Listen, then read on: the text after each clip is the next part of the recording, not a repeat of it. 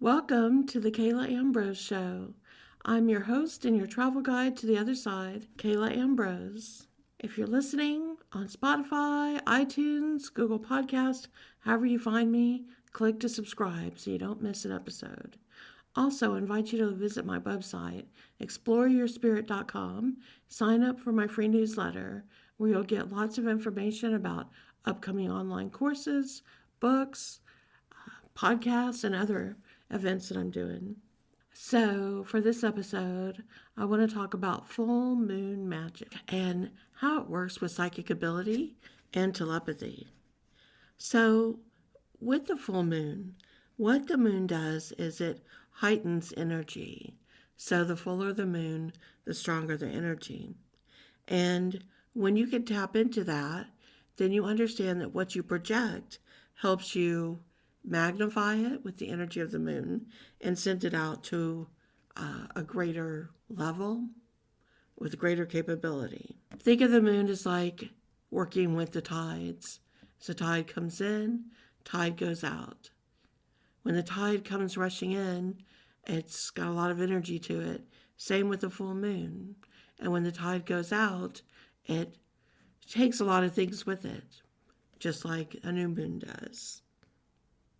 So we're very connected to the 28-day cycle with the moon and how it works on us, on our body, our mind, and our spirit. When you're working with the moon, magically, it's intuitive.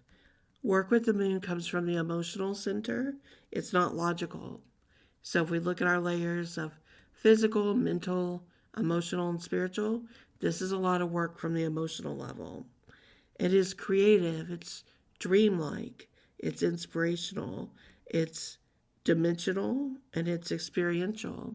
It's also extremely intuitive. If we think about it as solar work versus lunar work, and the sun and the moon, and the solar aspect, we're more in the divine masculine. This is when we work, when we use logic, when we are in the masculine energy. And then in the moon, we are more in a dreamlike state, an intuitive state. We have creativity and envision, and it's in the divine feminine. So it's good to use a little bit of both. Some work to be done under the solar influences, and some to be done under the lunar, and to have balance in both. Tonight I'm talking about the full moon and what you're going to do with it.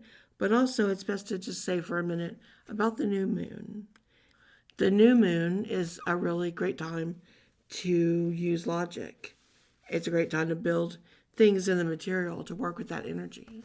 So even though it's lunar energy, it still has a masculine aspect there that's more in play versus the full moon, which is very, very feminine. There's a 3-day cycle with the full moon, kind of the day before of, the day of, and the day after. And on the day of, it's really good to visualize what you might want to be creating or visualizing. And then on the day of, to get in touch with your emotional body at first and cleanse your aura, all the layers. And then you can begin to really visualize and create under that full moon. On day 3, it's a really good time to charge your crystals.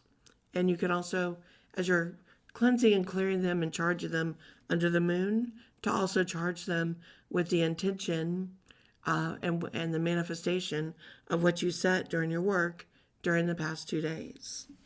You can also take a moon bath, which is to sit out under the moonlight at night. Similar to what you would do when you sunbathe. Same type of thing, and let the rays of the moon wash over you. And remembering, because this is an emotional type magic, that it's not about your mental thoughts. It's about visualizing from the heart. Not thinking logically what you want to create, like how it would manifest or how it would come together, but rather from the heart, what the heart wants and desires. Here's some tips about things you can do under the full moon. One is to get a jar or a pitcher and to fill it with water, and you can charge it under the moon, making what's called moon water. And This water can be used to consecrate things, to pour on things, or to dip things in to bless them. Great work for that. It's also a good time for a haircut under a full moon, since it said your hair will grow back quicker and the cut will be better.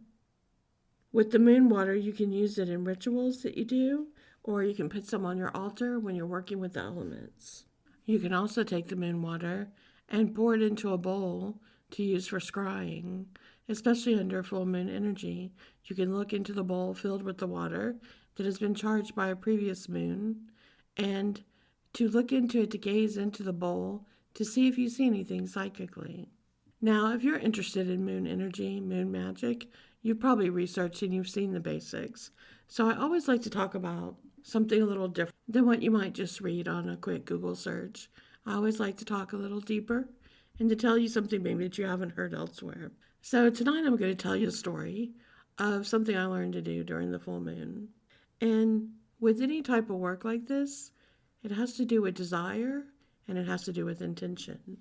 And because it's an emotional type of magic, you have to really feel those things. You have to have desire, a true want, and passion for wanting to do it. So I'm going to tell you a story of how I learned to work with the moon. Back in my early 20s, I was learning a lot about the metaphysical world. I had been exposed to the metaphysical world all my life and had been studying quite a bit. I started studying at the age of 12 with astrology and then into tarot and kept going. But in my later teen years, I tried to put it aside for a little bit, and I wanted to just be what I called a normal girl at that time. So for several years, I tried to push these abilities down within myself, not to feel them. And the harder I tried, the harder it got. It was almost like it would push back against me. And it just wanted to come out. It was so strong that I finally gave up fighting after a couple years. So in my early 20s, I was back on my path exploring and wanting to learn much more. And I was studying how to open up your ESP, your extrasensory perception, which is one of the descriptions used for psychic ability. The course book that was assigned in this class had to do about ESP and how to use it to connect with someone, which was using telepathy as well. And back at that time, dating myself here, but back in my early 20s, that was the time when there were no cell phones, there were no computers, no internet, and even having cable TV was a big thing for a lot of people. There was a phone, it was in your house, which you mainly used for local phone calls because long distance was very, very expensive. Those of you that were younger may not know this, but you paid per the minute when you called long distance. So it was very expensive. If you called and talked to anyone for any amount of time, you could get a bill in the hundreds of dollars. So you couldn't even really call much long distance. And it was also hard to find people that you had lost touch with because if you didn't know where they lived, you didn't really know where to call an operator, say, in that city and to try to find a phone number, which is what you did back then. You called an operator and you said, I would like the phone number for such and such person. And they would ask you, like, what street do they live on? Because they would look up the name and then match it with an address and then give you the number for that person. And that's how you found someone. So if you didn't know what city or state they lived in, you really didn't know how to get in touch with them. There was no internet to search. So unless you knew someone who knew that person and was caught up with them, you really didn't know how to find a person. So I was doing my homework from this course, and our homework was to think about a person that we had a strong connection with, but they weren't family, and that we hadn't seen in several years. And we had no idea where they were living in the world, what had happened to them. But that we felt we had a strong enough connection to where there was a sense of really a pull, a magnetic pull is what you would call, where you so wanted to see this person that you could feel that want to bring that person around. It's like a longing, I guess you would say, a desire. So I thought about it and said, okay, there's a person that I hadn't been in touch with for about 3 years at this point. And so I decided this is perfect. I have no idea where this person is and no way to get in touch with him, no way to know what he could be doing. So I started to follow the instructions of what you do. And it's done on the full moon, and it's done over those 3 days and nights. So the night before the full moon, you visualize that person, and you think about the memories you had with them. In this case, for me, it was an old boyfriend. So I thought about the good times we had had together and the memories and everything that made me want to see and talk to him again. So I visualized that very strongly. Then on the night of the full moon, I stepped into my emotional field and thought, really thought's not the right word. I stepped into the emotions of what it felt like when I was with him, what our conversation was like, what it felt like when he held me, when he kissed me, all of those things. I felt the desire, the longing, the pull of wanting to speak to this person again. And so I stayed in that for that night while doing this. I thought about him, felt him energetically, and was in the moment with him in those memories. And so then on the third night of the full moon, I began to say his name over and over and asked him to get in contact with me, saying, find me, I'm searching for you. I would say my name, then I would say his name, and just say, find me, I'm looking for you. And so that's essentially what you do. And it's hard to teach it because I just kind of gave you the steps, and the steps are pretty easy. But what's hard to teach is emotional magic, because it only works if there's a true desire to see that person. And if you're a good person who can emit your emotions very well.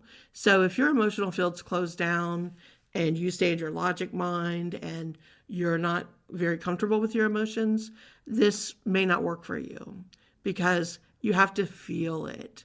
You have to emote it. It has to come out of you.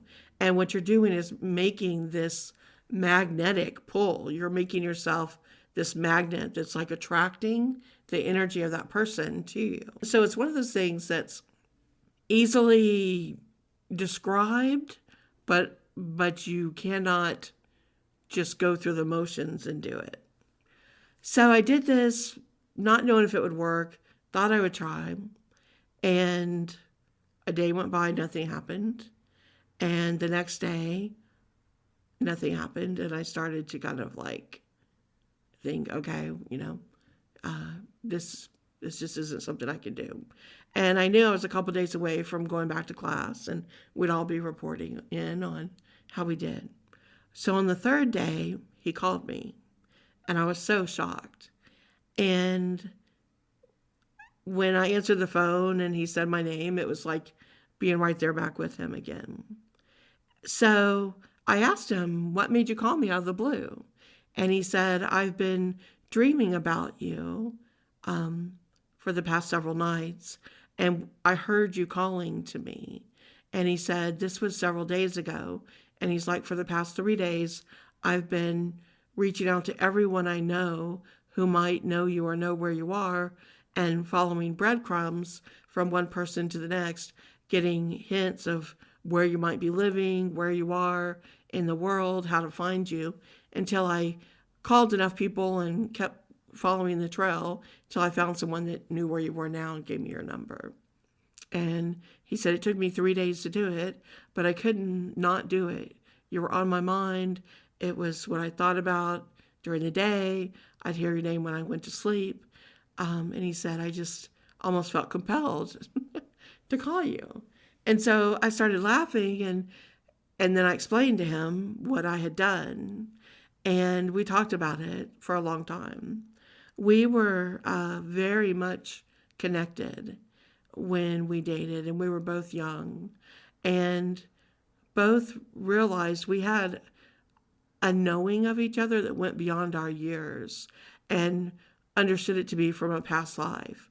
There was a past life that we spent together, and we had recognized that in each other again, recognized each other on a soul level.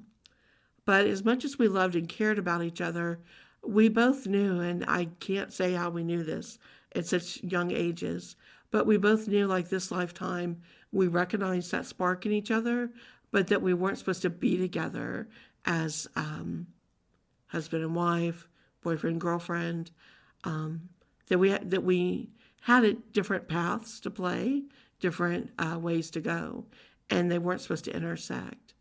But there was such a connection with this person that I knew them and was so comfortable with them from within minutes of us meeting. It was a knowing. It was a recognizing of someone where you're like, oh, there you are. Where have you been? And it's like they were gone for 100 years, but you stepped right back into where you were with them before. And so we would have interesting talks like this. And that connection was so strong, I knew that would be the person to try this exercise on. Because if anyone would feel me emoting that at the time, it would be him. So we talked a lot, and we stayed in touch for quite a while during that time. And it's still always there, meaning that I don't even say this person's name out loud. If I say his name out loud, it's like he hears it, and he will call me, or he will find a way to find me and reach out. And it's always been that way. But I stopped saying his name several years after that, practicing, when then I met the person I was going to marry and be serious with. So, and the person I was supposed to be with in this lifetime, that I was married to and with until a couple of years ago when my sweet husband passed away. So it's a powerful, powerful thing to do. And if it's something you want to try to see, I suggest you pick someone that you really trust and really do want to see, and that it would be for the right reasons. So maybe it's a long-lost friend. Maybe it's someone, you haven't talked to in a very long time.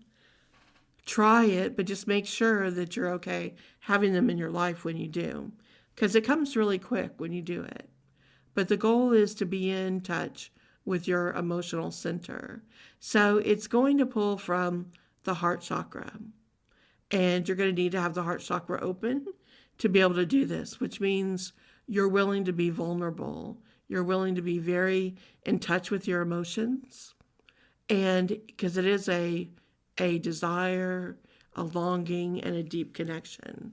So someone that you've really loved in some way and cared for is the way it's going to work the best. Also, as with all things, be respectful. So make sure it's a person that it's okay for them to get in touch with you too, right? And don't open something that you don't want to open again if it's not right. If it's a relationship that broke up not in a good way, don't try to resurrect that. He and I parted on amicable, good terms, both of us, knowing just we weren't supposed to be together. I don't really know how to put it in better terms than that, but it was a conscious decision on both our parts, and just understanding that we had other places to go, other things to see, and other people to be with. It was the most evolved conscious connection that you could have, because you really could just understand it with each other and communicate it as so. And I wish him the best for everything he was supposed to do in this world. And he was the same for me. And should there have been another reason for something, I think we would have reached out if it was ever that way. But I've never felt the need to do so again. And for me, it was more just to show that I could do this type of moon magic that's so powerful. And so that really opened up my ability to understand telepathy. And that's what I was doing, was sitting in telepathic magic using the amplified rays of the moon. And so the moon amplifies, the full moon amplifies whatever energy you're sending out. There have been times after that where, when I wanted to stay in touch with people I loved, family, friends, and others, I would tell them to pay attention to when it was a full moon and to go out and gaze at the moon and pick a time. And if we were in different time zones, I would align the time zone to my zone. And I would go out and gaze at the moon and send them as much energy with the message I had going through the full moon. And that would amplify it to send it to them so they could feel my love or my thoughts or whatever it was. And it's a great way to practice with other people to build your telepathic skills and to get messages across through the moon. The other moon cycles aren't as strong and really aren't going to carry it in that same way. And it really doesn't work through solar energy with the sun. It's really just during the full moon. I've done a lot of work under the full moon with rituals, charging crystals, things that I really wanted to create and complete. And I think the cycles are really fascinating. If you want to go to mastery level on this, you'll pay attention to the astrological influences as well, and watch the cycle the moon's in for the exact time. I actually have an app on my phone that alerts me when the moon moves into the different signs. And you can really go deep on this if you wanted, where you could work with different full moons according to the astrological influences and go with this even deeper, understanding what those signs mean when they're in that phase of the moon. That's a much deeper, intense magic that takes a lot of work. You're going to need to calculate to go to that extreme. And when you're doing that type of work, there's a really good reason. There's something you're really working on. That's more for advanced practitioners, for sure. But if you're learning psychic ability, and you're exploring telepathy, and you're wanting to do things like that, a full moon like this that I described to you is the best way to see if you could get it done. And if you need to start out slower, start with someone you do know and just try sending them your message and see if they receive it, where you could check with them pretty quickly. And then you can build up to go further from there. And that's how it builds up in the mystery schools. You start, and then as you gradually get better, you go deeper and deeper, and then I give you some double-blind studies where eventually it goes beyond telepathy and into astral travel and seeing what you can do there. Like all things, there's a process to it, and some people are better than some things than other. Even the elements that you're attached to will show which ones you might be better at doing than others. Not everybody has high psychic ability. Some people, I think everyone has some degree of psychic ability, but it's stronger than some than others. Some are better at doing things that are hands-on involved, working with herbs and oils and things of that nature. There's so many different paths to explore. And so part of the fun is trying out all the different things to see which ones work best for you and which ones you want to incorporate. If you're an empath, this work's probably going to be very easy for you. It's very easy to get in touch with energy and to send it out.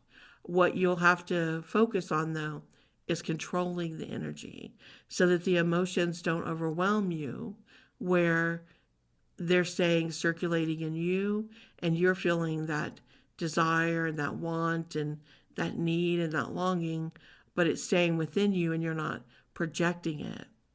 So empaths sometimes can get too caught up in the emotion, where it's overtaking them and they're not able to project it outward.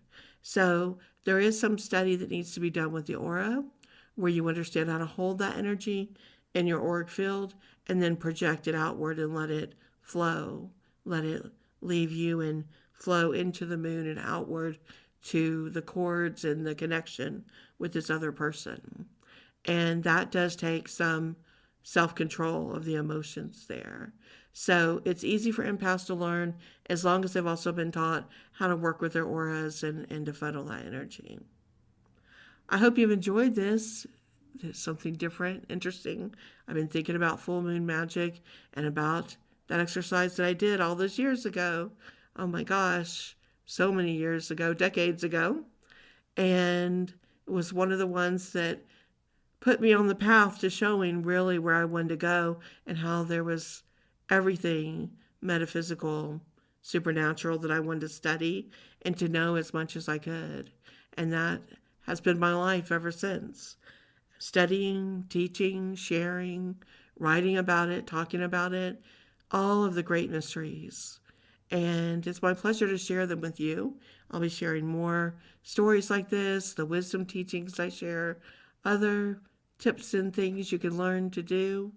And I'm open to topics. If you have an interest and you want to send me an email from the contact form on exploreyourspirit.com, send it, call it an Ask Kayla question.